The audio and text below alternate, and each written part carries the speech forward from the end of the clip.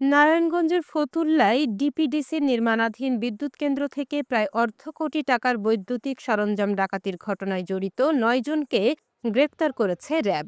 RAB জানায়, গত ২১ September রাতে শ্রমিকদের পোশাকে ডাকাত দল বিদ্যুৎ কেন্দ্রে প্রবেশ করে। তারা নিরাপত্তা কর্মীদের অস্ত্রের মুখে জিম্মি করে হাত পা বেঁধে প্রায় ৪৪ লাখ টাকার মালামাল, কন্ডাক্টর কেবল, ট্রান্সফরমার কেবল এবং তামার তার লুট করে ট্রাকে করে পালিয়ে যায়। মঙ্গলবার দুপুরে র্যাব-১১ এর আদমজী কার্যালয়ে সংবাদ সম্মেলনে জানানো হয়, সোমবার রাতে অভিযান চালিয়ে ঢাকাসহ নারায়ণগঞ্জের বিভিন্ন স্থান থেকে ডাকাত সর্দার লিটনসহ ৯ জনকে গ্রেপ্তার করা হয়েছে। উদ্ধার করা হয়েছে ডাকাতির কাজে ব্যবহৃত ট্রাক, খেলনা পিস্তল, ধারালো অস্ত্র, মোবাইল ও লুণ্ঠিত মালামালের বড় অংশ। র্যাব-১১ এর অধিনায়ক লেফটেন্যান্ট কর্নেল এইচ.এম. সাজ্জাদ জানান, লিটনের নামে রয়েছে ৯টি মামলা। অন্যান্যরাও একাধিক মামলার আসামি। চক্রের অন্যান্য সদস্যদের গ্রেপ্তারের অভিযান অব্যাহত রয়েছে।